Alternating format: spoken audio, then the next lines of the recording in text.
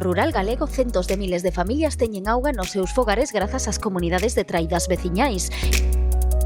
Estas comunidades fan un suministro sostible dunha auga de gran calidade procedente dos mananciais, que se recargan coa auga da chuvia que recollen os montes.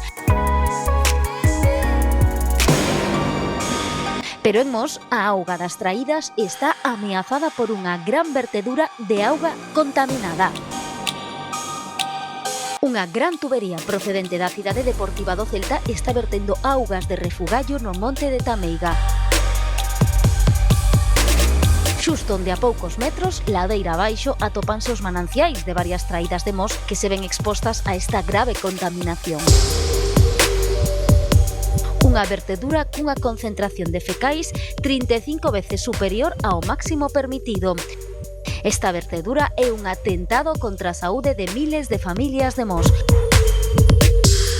Familias que queren abrir a billa da auga dos seus fogares sen medo a envelenarse. Defendamos a nosa auga. Mobilízate, acude o sábado 1 de xuño á concentración diante da sede do Celta na Rúa do Príncipe.